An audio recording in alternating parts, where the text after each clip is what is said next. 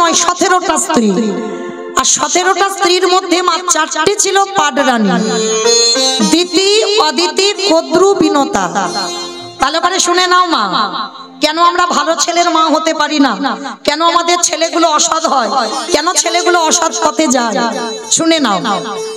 তো এই 4 জন রানী, দিতি, অদিতি, কদ্রু, বিনতা, 4 জন রানীকে রেখে কশ্যপ মুনি তপস্যায় গিয়েছিল 12 বৎসর।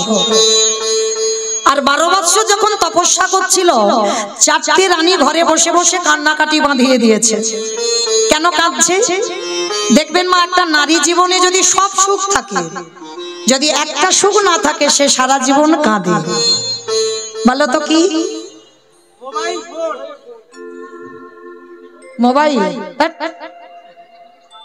সন্তানের সুখ, এটা লাগে না। ও তুমি রাজরানী করে রাখলেও জনম দুঃখী মাকে কাঁদতে হয়। ভালো করে বিচার করে দেখেন মা। কশ্যপ মুনি ফিরে এসে 4 জন রানীকে ডেকেছে, বড় রানী, মেজ রানী, সেজ রানী, ছোট রানী, এদিকে এসো। কি হয়েছে তোমাদের? টাকা পয়সা ঘর বাড়ির কিছু অভাব রাখিনি, 4 জনে কাঁদছো কেন বসে বসে?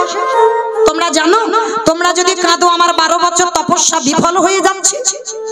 স্বামী, আমরা এমনি এমনি কাঁদছি না, আমরা 4 জনের সন্তানের মা হতে চাই। বাহ, এই আশা। ঠিক আছে, যাও। তবে শোনো, আমি তো যোগী পুরুষ, আমি সাধক, আমি কারোর ঔরসজাত সন্তান দিতে পারবো না। আমার আশীর্বাদে তোমরা 4 জনে মা হবে। 4 জন স্নান করে এসেছে। প্রথমে বড় রানীকে ডেকেছে। বড় রানী ছিল অদিতি। ডাক দিয়েছে, বড় রানী, এদিকে এসো, বলো তুমি কেমন সন্তান চাও? বড় রানী বলে উঠলো, স্বামী, সন্তান যদি দিতে হয় আমার এমন সন্তান দিও যে সন্তানের জন্য যেন আমার জগৎ জোড়ার নাম ডাক হয়। যেই না বলেছে জগৎ জোড়ার নাম ডাক হয়, সঙ্গে সঙ্গে কশ্যপ মুনি মাথায় হাত দিয়ে বলল, তথাস্তু। তোমার গর্ভে যারা আসবে তারা সবাই হবে স্বর্গে দেবতা। দেবতাদের মায়ের নাম হলো অদিতি। তাহলে বড় রানী হয়ে গেল মেজ রানী। এদিকে এসো। আমার এক নারী আর এক নারীকে হিংসে করে, এটা বাস্তব। দেখবেন এইবার মেজ রানীকে যেই না ডেকেছে, মেজ রানীটার নাম হলো দিতি। অদিতি, এদিকে এসো। সে তো মা যেন রণচণ্ডী হয়ে আছে, মানে বড় দিদিটা আগে দিয়ে দিয়েছে। বলো অদিতি, তোমার কেমন সন্তান চাই? আমি আর কি নেব বলো? তুমি তো বড় দিদিরটা মাথাটা দিয়ে দিলে, আমার ভাগে আর কিছু আছে? আরে বাবা, তুমি রাগারাগি করছো কেন? আমি তো বললাম যে যেমন ছেলে চাইবে তাকে তেমন ছেলে দেব। বলো তুমি কেমন চাও? ঠিক আছে, আমার যদি গর্ভে সন্তান দিতে হয় এমন সন্তান দাও যেন বড় দিদির ছেলে থেকে আমার ছেলেরা দ্বিগুণ শক্তিশালী হয়। যেই না কথাটা বলেছে, কশ্যপ মুনি চমকে উঠেছে।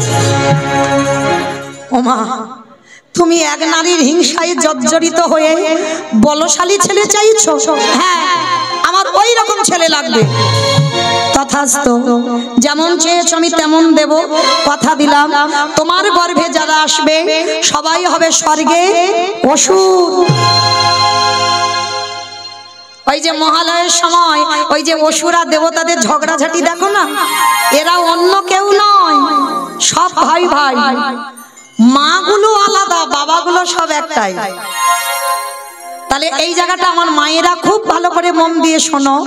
তাহলে গন্ডগোলটা কি বাবা বাবার হচ্ছে? গন্ডগোল কাদের? আমাদের চাওয়ার গন্ডগোল। যেরকম চাইবে তুমি তো তেমন ছেলে পাবে। বড়দিদি চাইলো কি আমার নাম যশ হোক, তেমন ছেলে দিল। আর মেজ দিদি চাইলো কি আমার ছেলেরা শক্তিশালী হোক, তেমন চাইলো। এইবার সেজ রানী এমনি তো 3 নম্বর, সে তো রেগে যেন রণচণ্ডীর উপরে হয়ে আছে। মাথার কেশ এলিয়ে দিয়েছে, পরনের বসনটা লুটছে। আর স্বামী কশ্যপ মুনি ডাক দিল, ও সেজ রানী, এদিকে এসো, এদিকে এসো। আমার কি যেন নাম বললাম? স্বামী গুলি ফেলেছে। কি বললাম? কদ্রু। বেশ, কদ্রু মা। কদ্রুমাকে ডেকেছে, কদ্রুমা তো রণচণ্ডী হয়েছে, বলো কি চাও? আরে বাবা আমি চাইবো কেন, তুমি তো চাইবে। তুমি বললে সন্তানের মা হবে, আমি আর কি করে হব?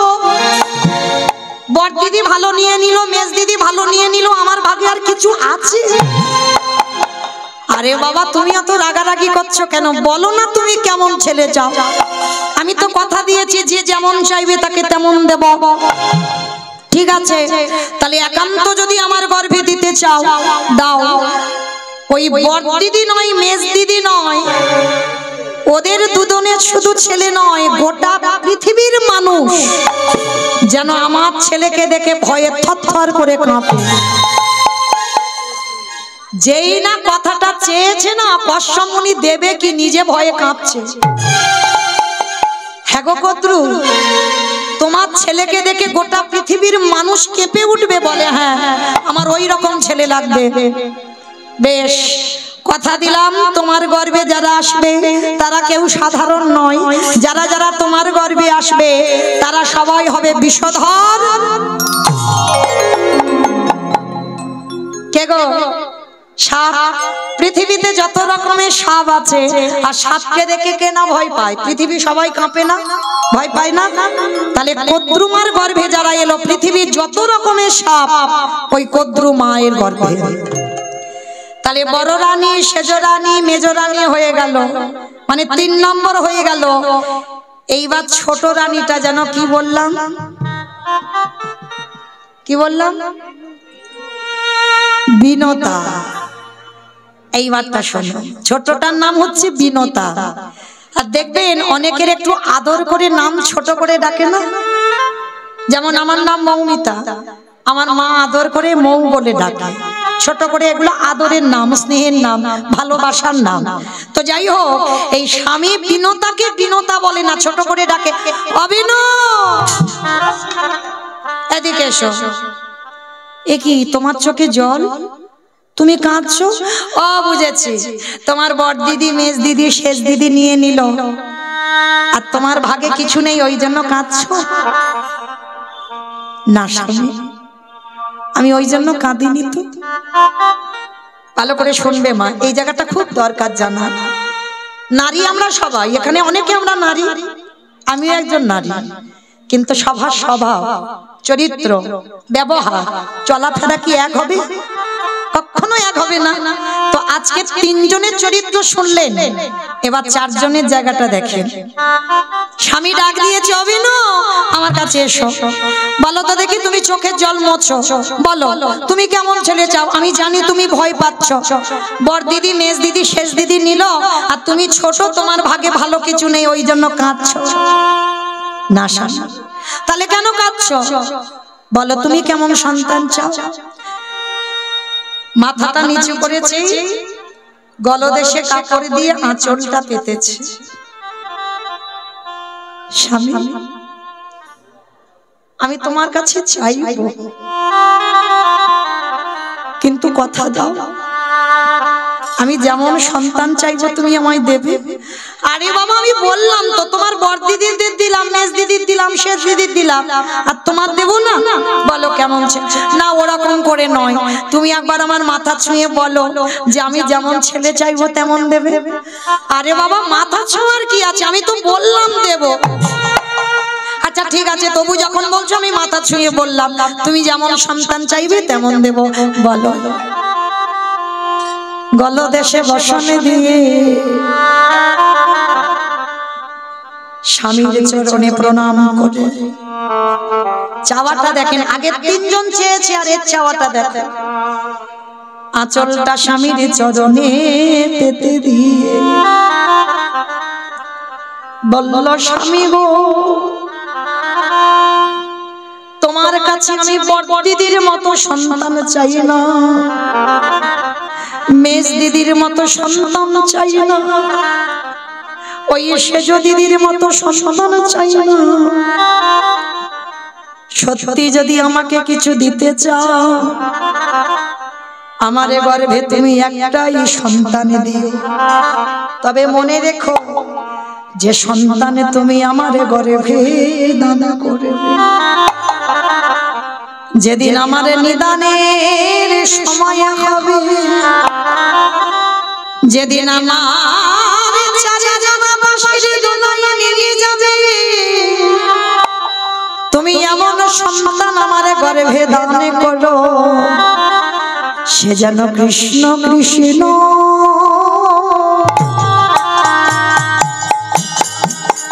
কৃষ্ণ বলে। আমার অন্য কিছু নিতাই গৌর প্রেমানন্দে হরি বল হরি বল হরি বল। ও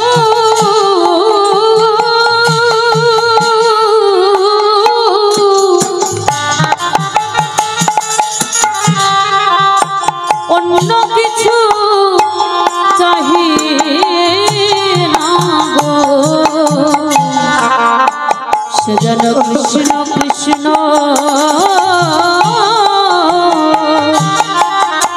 কৃষ্ণ কশ্যপমুনি বিনুতাকে বুকে ধরে বলল, বিনু গো তুমি আমার বউ নও, তুমি আমার স্ত্রীও নও, তুমি হলো আমার সাধন ভজনের অর্ধাঙ্গিনী, তুমি হলে আমার সহধর্মিণী, তোমার মতো যেন বধূ আমি জনমে জনমে পাই। শোনো, তোমার গর্ভে আমি বেশি নয়, তোমার গর্ভে আমি দুটো ছেলে দিলাম, একটা সন্তান হবে অরুণ পাখি, যেটা হবে বাবা সূর্যদেবের বাহন অরুণ পাখি, আর আরেকটা সন্তান হয়েছিল গরুড় পাখি। আশীর্বাদ দিয়ে দিলাম, তোমার ছেলে শুধু কৃষ্ণ ভক্ত হবে না, ও যে নারায়ণকে কাঁধে কাঁধে নিয়ে বেড়াবে।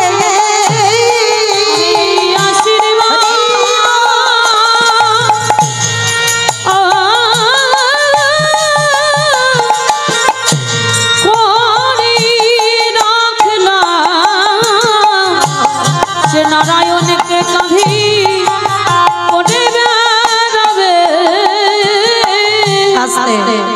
তাহলে যারা যারা মা শুনলেন মন প্রাণ দিয়ে, সত্যি করে বলো তো 10 মাসটা ছেলের কি দরকার আছে?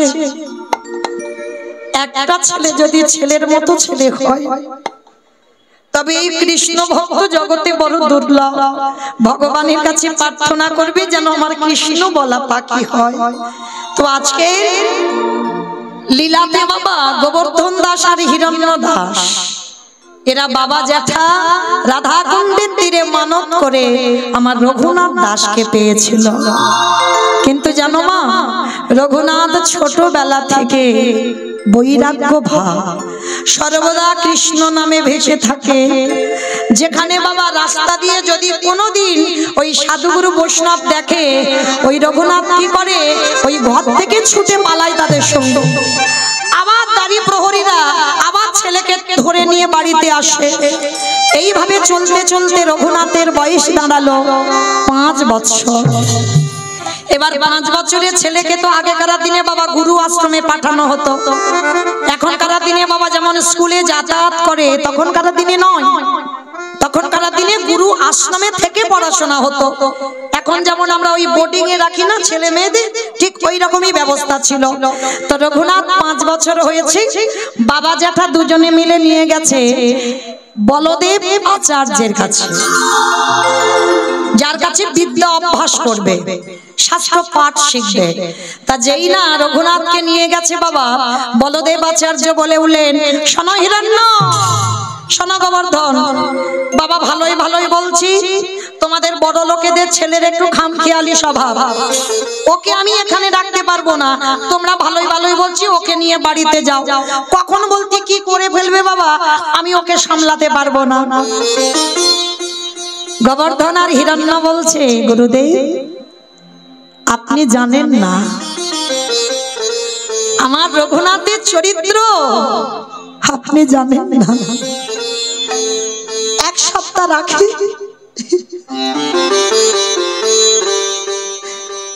1 সপ্তাহ রাখলে বুঝতে পারবে আমার রঘুনাথ কেমন ছেলে।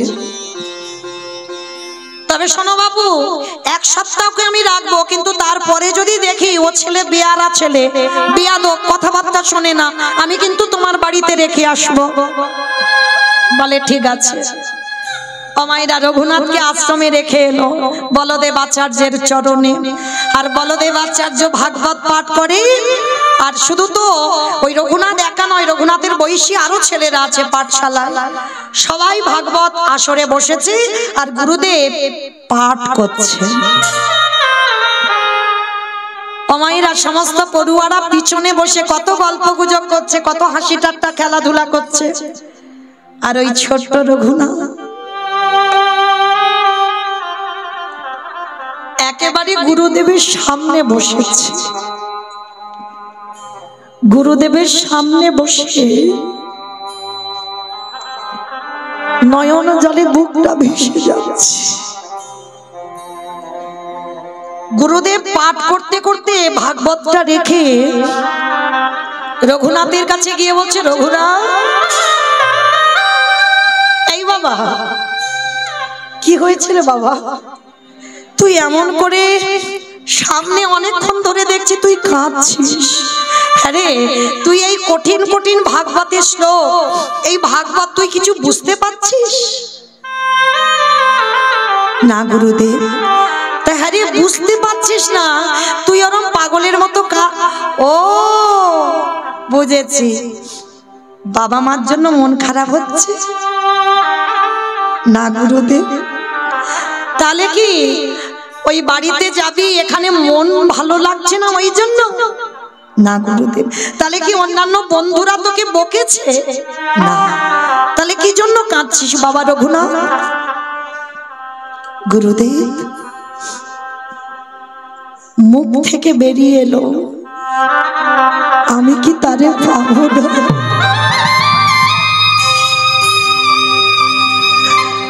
বলো না গুরুদেব, আমি কি তারে পাবো না? কার কথা বলছিস বাবা তুই? এইটুকু বয়সে কাকে পাবার কথা বলছিস? গুরুদেব বলো না, আমি কি কোনোদিন কৃষ্ণ চরণ পাবো না? গুরুদেব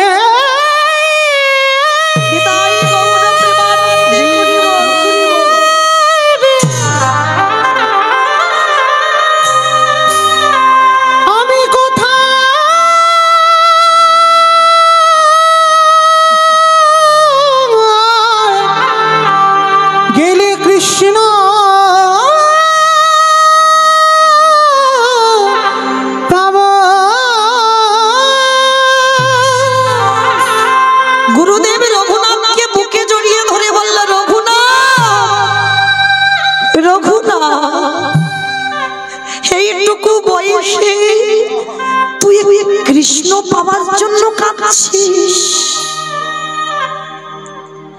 ধন্য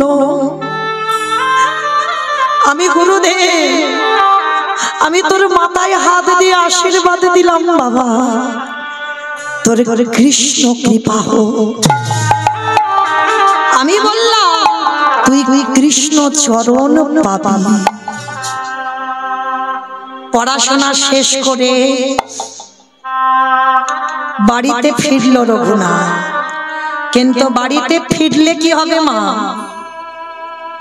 পোশাক কি জানো? জমিদারের ছেলে। আহার কি করে জানো না? যারা ভক্তির পদ অবলম্বন করে বাবা, তাদের নিদ্রা অল্প, আহারও অল্প। 24 ঘন্টায় একবার রঘুনাথ আহার করে। খিদে থাকে না তার, সর্বদাই একটাই খিদে মা, আমি কি কৃষ্ণ চরণ পাবো না? কৃষ্ণ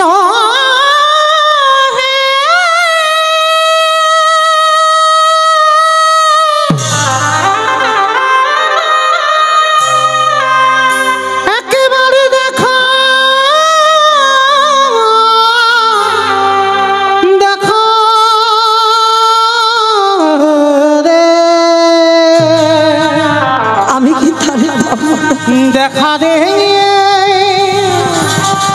কৃষ্ণ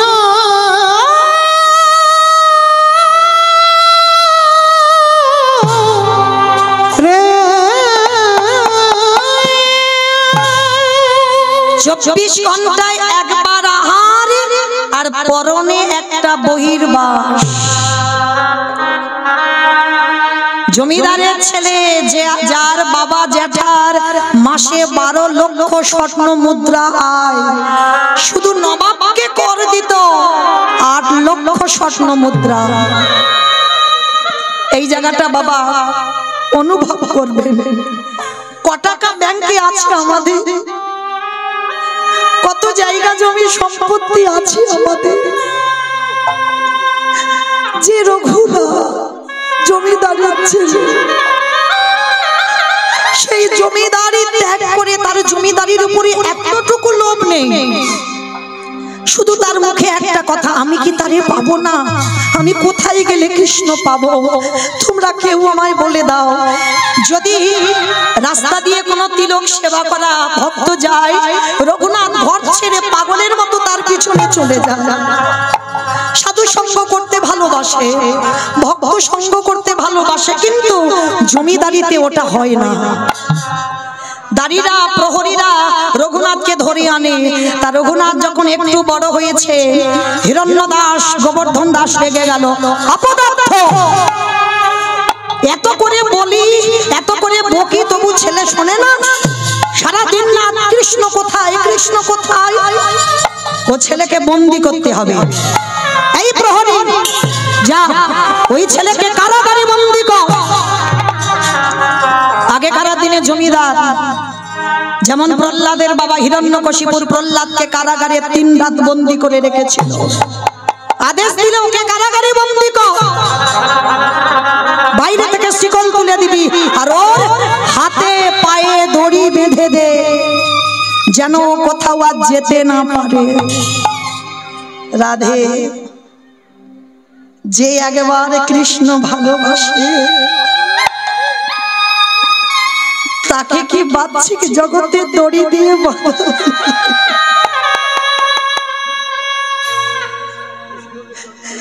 কৃষ্ণ চরণে যে একবার আত্মসমর্পণ করে দেয়, তার বাহ্যিক জগতের কোনো দড়িতে আর কেউ বাঁধতে পারে না। রঘুনাথকে যখন দড়ি দিয়ে বেঁধে দিল না, রঘুনাথ হেসে উঠল, ঠিক করেছো, ঠিক করেছো বাবা, ঠিক করেছো। এতদিন আমার ভজন ঠিক হচ্ছিল না, এই যে আমাকে কারাগারে বন্দি করে রাখলে না, এইবার আমি নিরজনে ভজন করতে পারবো। মনে রাখবে বাবা, অনেকে আছে না লোকালয়ে নাম জপ করে, অপরাধ নিও না। যদি কেউ কষ্ট পান, কষ্ট পাওয়ার জন্য বললাম না, এটা নাম নয়। এ তুমি লোক দেখানি নাম করছো। নাম যদি করতে হয় ভিতরের নাম করো। জানালা দরজা বন্ধ করে দাও, কৃষ্ণ প্রতিচ্ছবি নিয়ে একবার আকুল প্রাণে হা কৃষ্ণ প্রাণ কৃষ্ণ বলে কাঁদো। আর কিছু করতে লাগবে না, লোক দেখানির দরকার লাগে না। তো আজকে রঘুনাথের হাতে পায়ে দড়ি বেঁধে দিয়েছে, বাইরে থেকে শিকল তোলা, খেতে দেয়। 1 সপ্তাহ হয়ে গেল মা, রঘুনাথ কিছু খায় না। কি গো মা, অনেকে আমরা কাল একাদশী করেছি, অনেকে আবার আজকের একাদশী করেছি। একদিন একাদশী করলে দ্বাদশীতে যেন শরীর আর চলে না। রঘুনাথ 1 সপ্তাহ কিছু খায়নি, 1 সপ্তাহ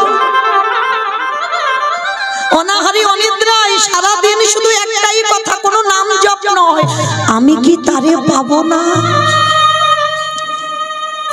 হিরণ্য দাস রেগে গিয়ে জ্যাঠামশাই কারাগারে এসেছে, রঘুনাথ রঘুনাথ, শুনলাম তুমি নাকি আজকের 1 সপ্তাহ হয়ে গেল কিছু আহার করছো না, কি হয়েছে তোমার? কেন তুমি খাচ্ছ না? তুমি কেন ভুলে যাচ্ছ তুমি জমিদারের ছেলে? আমাদের অবর্তমানে এই জমিদারি দেখভাল করবে কে? কি হয়েছে তোমার বাবা? বলো তুমি আমার কাছে কি চাও? যেই না জ্যাঠামশাই বলেছে কি চাও, সঙ্গে সঙ্গে ওই ছোট ছেলে হাতে পায়ে দড়ি বাঁধা তো রঘুনাথের মাথাটা জ্যাঠামশাই চরণে দিচ্ছে। জেঠু জেঠু আমি চাইবো তুমি আমায় দেবে জেঠু, বলো না আমি যা চাইবো তুমি আমায় দেবে। রঘুনাথ আমি তোর কষ্ট দেখতে পাচ্ছি না, তোর কষ্ট আমি দেখতে পাচ্ছি। বল বাবা বল, একবার বল তুই আমার কাছে কি চাস। আগে তুমি আমার মাথা ছুঁয়ে বলো, এক সপ্তাহ যে খাইনি না ছেলেটার কোনো ক্লান্তি নেই, কারণ কৃষ্ণকে যারা ভালোবাসে তাদের কোনো ক্লান্তি থাকে না। বলো না বলো না জেঠু, আগে আমার মাথা ছুঁয়ে বলো, আমি চাইলে তুমি আমায় দেবে। দেবো দেবো বাবা দেবো, কিন্তু তুই কান্না বন্ধ কর, কান্না বন্ধ কর। তবে মনে রেখো জেঠু, তুমি কিন্তু আমায় কথা দিলে আমি যা চাইবো তুমি আমায় দেবে। তাহলে দাও, কৃষ্ণ এনে দাও,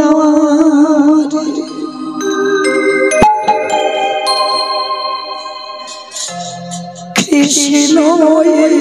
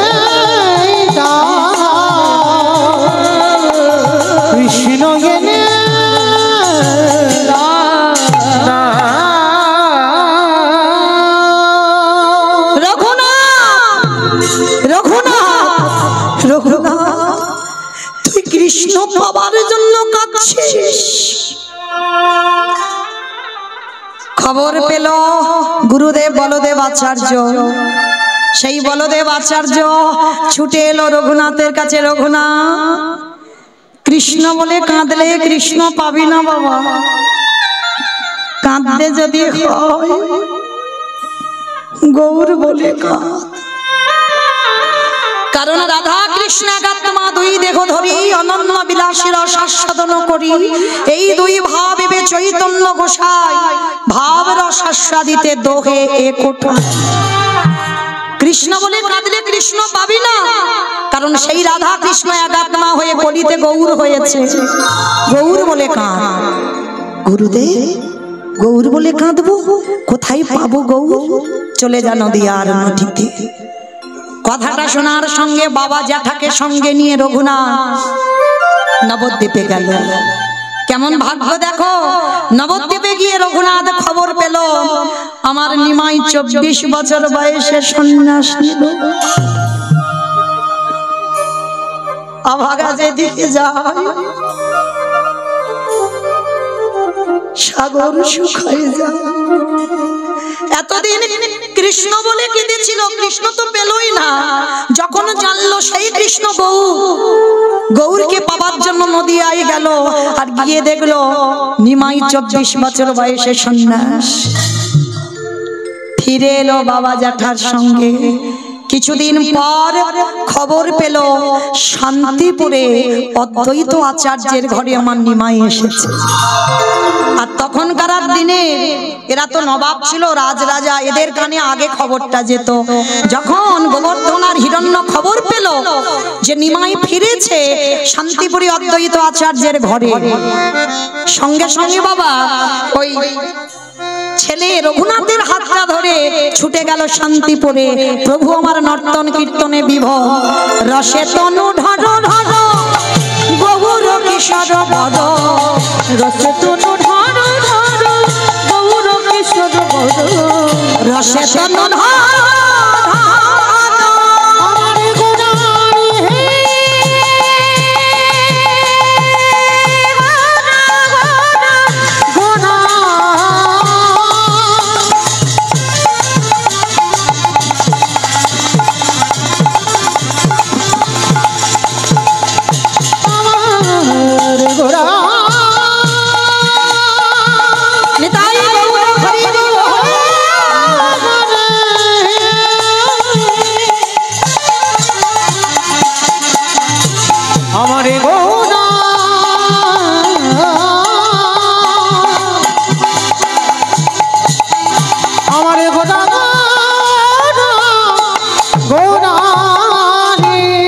রসে তনু ঢাড়ো ঢাড়ো গৌর কিশোর বড়, শ্রীকৃষ্ণ চৈতন্য কৃষ্ণ চৈতন্য,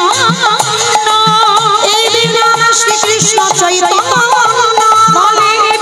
শ্রীকৃষ্ণ চৈতন্য,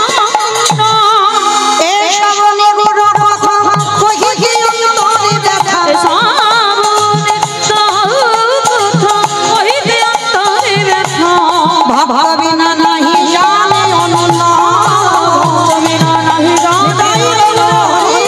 ভক্ত বিনা নাহি জানি অন্য, একেবারে রঘুনাথ গিয়ে গৌর চরণে ষষ্ঠাঙ্গে দণ্ডবত। আর যেই না রঘুনাথ গিয়ে একেবারে গৌর চরণে পড়েছে, আরে ধর ধর ধর, পাশে দাঁড়িয়েছিল গদাধর।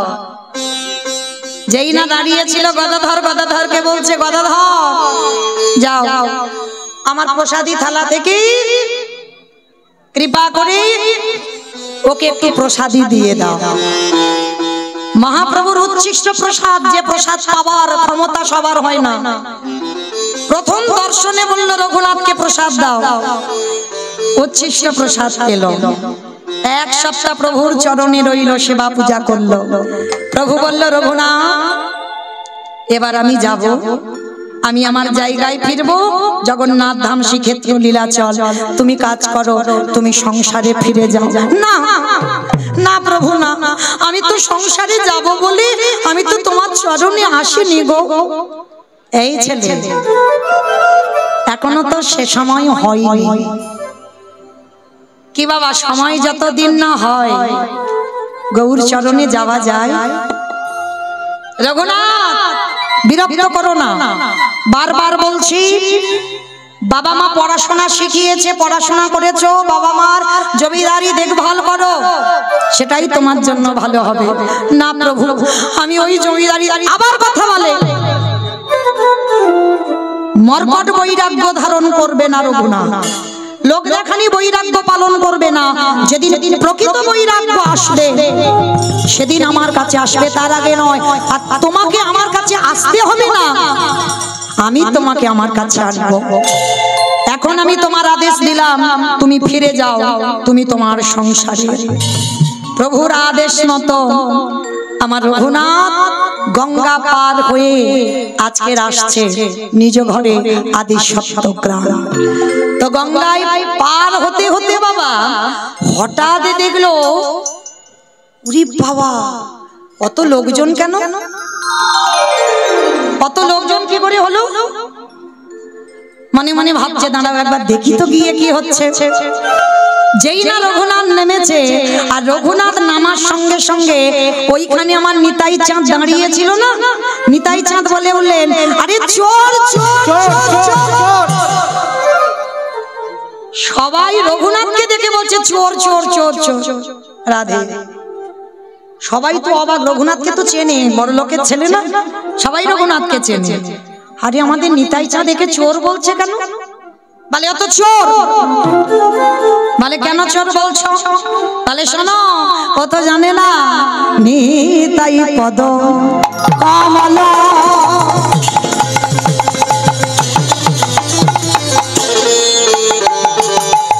কোটি চন্দ্র সুশীতলা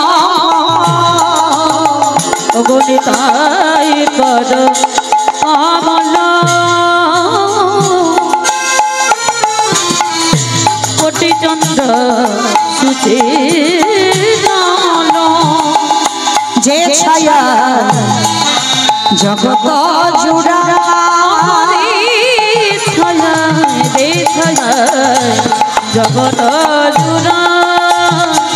বলি হেন নিতাই বীরে রে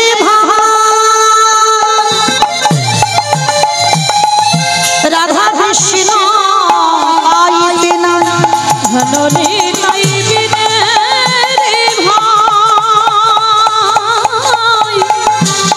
রাধা কৃষ্ণ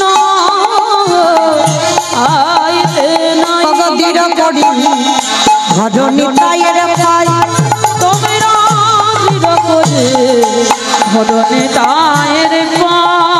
বলি ভজ ভজ আমার নিতাই নিতাই ভজিলি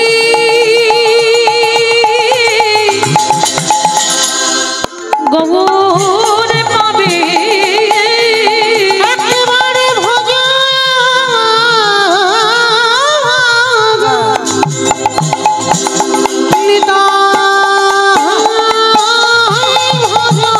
বলি গগুরে ভজলে ব্রজে যাবে, ভজ ভজ নিতাই ভজ বলি ব্রজে গেলে যুগল সেবা বাড়বে, ভজ ভজ নিতাই ভজ যুগল সেবা বাড়বে। ভজ নিতাই ভজ রাই রঘুনাথ হরি হরি নিতাই ভজ ভজ ভজ নিতাই ভজ। আজকে সেই যে নিতাই চাঁদ বলছে ও চোর। বলে কেন? আগে নিতাই না ভোজে আগে গৌরচরণে গেছে, তাহলে চোর নয়। ওই জন্য ওকে দণ্ড দেওয়া হবে। জায়গাটা কি হলো? জায়গাটার নাম হলো মা পানিহাটি। এই পানিহাটি নাম শোনেননি অনেকে? যেখানে চিরা দধির মহোৎসব হয়। এই দণ্ডটা কে দিয়েছিল? আমার নিতাই চাঁদ আমার রঘুনাথ দাস গোস্বামীকে দিয়েছিল। কেন? এই যে আগে আমার নিতাই না ভোজে আগে গৌরচরণে গেছে, যার জন্য নিতাই চাঁদ বলল দণ্ড দেওয়া হবে। কি না, এই পানিহাটির মেলাতে যত যত ভক্ত আছে সবাইকে চিড়ে দধি খাওয়াতে হবে। এইবার চিড়ে দধির ব্যবস্থা করা হলো। হিরণ্য দাস গোবর্ধন দাস এসে পানিহাটির মেলাতে যত যত ভক্ত চিড়ে দুধ দই মিষ্টি সবাইকে খাইয়ে দিল। এইবার রঘুনাথ ঘরে ফিরল। ঘরে ফিরে বড় হলো মা, দেখাশোনা করে রঘুনাথ বিয়ের দিনক্ষণ স্থির হলো। বিয়ে দেওয়া হলো, যার নাম হলো রত্নাবতী মা। বিয়ের দিন গেল, পরের দিন কাল রাত্রি ফুলসজ্জার দিন। প্রতিটা নারী স্বামীর কাছে চায়, কিন্তু রঘুনাথ ফুলসজ্জার দিন স্ত্রীর কাছে হাত পেতে চাইল। কি চেয়েছিল? চিরজনমের মতো এই রাত্রিবেলা আমাকে বিদায় দাও। বিদায়? কোথায় যাবে? আমি যেতে চাই কৃষ্ণ চরণ পাবার লালসায়। সেই রাতের অন্ধকারে মা রত্নাবতী চিরজনমের মতো স্বামীকে ত্যাগ করল। কিন্তু ত্যাগ করার আগে একটাই কথা বলল, সারা জীবনের মতো আমি তোমাকে ত্যাগ করলাম বটে, যদি কোনোদিন কৃষ্ণ সনে দেখা হয়, তোমার রত্নাবতী তোমার জন্য বসে রইল, তোমার রত্নাবতীর নামটা তার চরণে দিয়ে দিও। সেই রত্নাবতীকে ফেলে রঘুনাথ গেল জগন্নাথ ধাম, পুরী ধাম। প্রথম রঘুনাথ বৃন্দাবন যায়নি, জগন্নাথ ধামে গেল। আর জগন্নাথ ধামে যখন গেল, পরের দিন সকালবেলা বাবা জ্যাঠা খবর পেল রঘুনাথ পুরী ধামে চলে গেছে, আর সংসারে ফিরবে না। আর পরের দিন থেকে ওই বস্ত্র অর্থ সব ওই হুগলি জেলা থেকে পুরী ধামে যায়, আর রঘুনাথ গরিব ভিখারিদের দান করে। রাধে রাধে। কিন্তু মহাপ্রভুর এগুলো পছন্দ নয়। কেন? রঘুনাথ, তোমার বাবা জ্যাঠার আছে বলে, তোমার বাবা জ্যাঠার অহংকার, তারা অন্ন দান করে, তারা বস্ত্র দান করে, তারা অর্থ দান করে। কিন্তু রঘুনাথ, আমি চাই না তুমি আমার ভক্ত হয়ে তুমি ওই বিষয়ের বস্তু নিয়ে তুমি দান করো। পরের দিন রঘুনাথ বাবা জ্যাঠাকে খবর পাঠালো, বাবা তোমরা কিছু আর পাঠাবে না। পাঠালো না।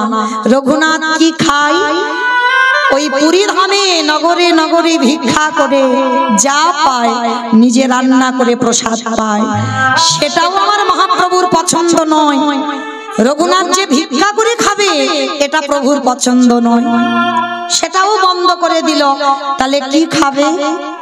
যারা পুরী ধামে গেছেন, আনন্দ বাজার নিশ্চয়ই দেখেছেন, মন্দিরের ভিতরে যেখানে প্রসাদী বিক্রি হয়, ওই আনন্দ বাজারে রঘুনাথ বসে থাকে।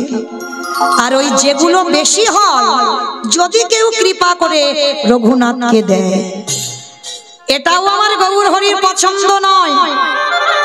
স্বরূপ দামোদরকে দ্বারা খবর পাঠালো, রঘুনাথকে গিয়ে বলো ও যে অযাচিত ভাবে কারোর কাছ থেকে কিছু চেয়ে খাবে, পছন্দ নয়। তাহলে কি করবে মা? আনন্দ বাজারে বসে রইল, কেউ দিচ্ছে তাও পছন্দ নয়। তাহলে কতটা পরীক্ষা নিয়েছিল ওই জমিদারের ছেলে রঘুনাথের উপরে। শেষে দিন চলছে কি করে, এক সপ্তাহ কিছু খাইনি রঘুনাথ। আর শেষে খিদের জ্বালা যখন সহ্য হচ্ছে না, ওই জগন্নাথের যে রান্নাশালা আছে দেখেছে, রান্নাঘর, ওই রান্নাঘরে যে নর্দমা নালা আছে না, যে নালা দিয়ে দেখবেন ওই অন্ন ব্যঞ্জন অল্প অল্প ভেসে যায়। রঘুনাথের এত খিদে পেয়েছে, এক সপ্তাহ কিছু খাইনি, ওই নালাতে পড়ে আছে। আর নালা দিয়ে ওই পচা পান্তা ভাত, মানে সেই অন্নটা যদি হাতে তোলে মা গলে পড়ে যাবে।